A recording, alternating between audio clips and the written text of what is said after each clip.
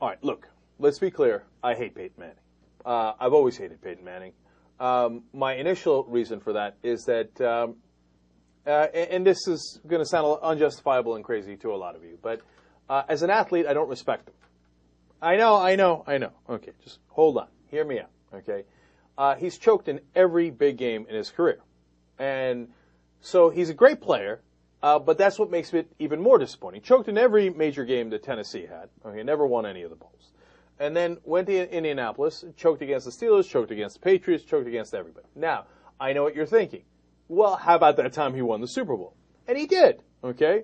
And there he delivered in the biggest way, not against the Bears, who were easy, but against the Patriots. That comeback was unbelievable. So, do I give that to him? Of course! I'm not immune to facts, right? And my theory on that is that they were so far behind that the pressure got lifted. I thought, well, we lost the game anyway. Now, and without that added pressure, then he was able to perform. But look, what's great about sports is that Peyton Manning gets to prove me totally wrong on Sunday. Because I will say this. If he comes out there and just crushes the Saints, which is entirely possible, right, then I'm wrong. And Peyton Manning, maybe he had some troubles in the beginning of his career. But look, it takes everybody a little while to get to wherever they're going to get to. He wins 2 Super Bowls, beats a lot of great competition this year, had that great comeback against the Patriots. Then he's great. I'm being perfectly honest with you. I'm rooting against him, okay?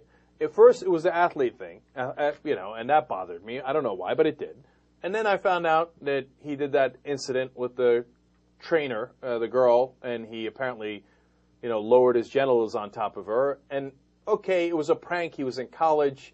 Take his word, her word, he said, she said. All right, I was fine, right? It happens. It's terrible, but it happens. But then what really put it over the top for me is, then he went on to smear her. And then he wrote a book many, many years later and smeared her again. And he got her fired. And it's from the reading of the story, and I could be wrong, okay, and you take it for what it's worth, it seemed to me that she was right, okay? And so then I disliked the guy from then on completely. And then I find out he's a Republican, but it's not, that's a very small part of it. The owner of the Chargers are the biggest Republicans, and I love the Chargers. But so I don't like the guy. So I hope the Saints crush him, and I hope I can come back and go, yeah, you know what? Turns out Peyton Manning was a choke.